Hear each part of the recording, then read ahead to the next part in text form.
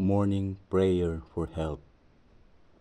I have so many enemies, Lord, so many who turn against me. They talk about me and say, God will not help him.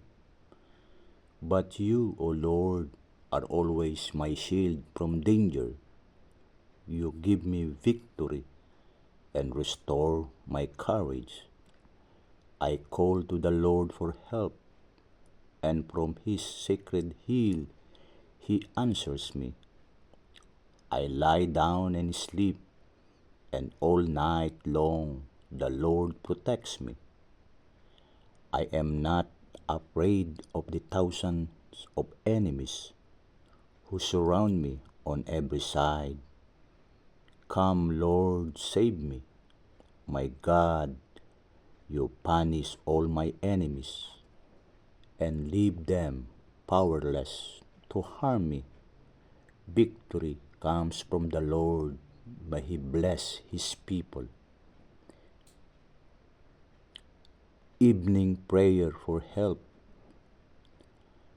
answers me when I pray, O God, my defender.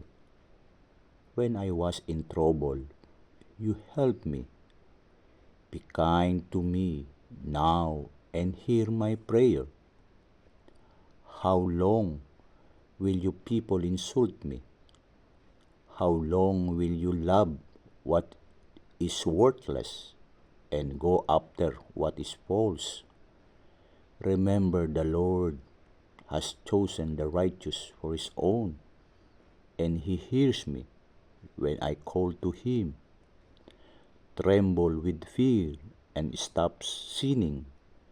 Think deeply what this when you lie in silence and on your beds. Offer the right sacrifices to the Lord and put your trust in him. There are many who pray, give us more blessings, O Lord. Look on us with kindness. But the joy that you have given me is more than they will ever have with all their grain and wine.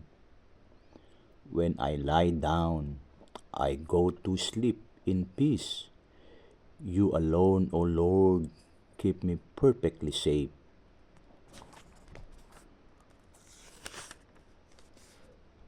Prayer for help in time of trouble. Lord, don't be angry and rebuke me. Don't punish me in your anger.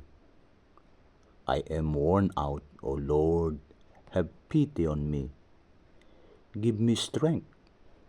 I am completely exhausted, and my whole being is deeply troubled. How long, O Lord, will you wait to help me? Come and save me, Lord, in your mercy. Rescue me from death. In the world of the dead, you are not remembered. No one can praise you there. I am worn out with grief. Every night my bed is damp from my weeping. My pillow is soaked with tears. I can hardly see. My eyes are so swollen from the weeping caused by my enemies.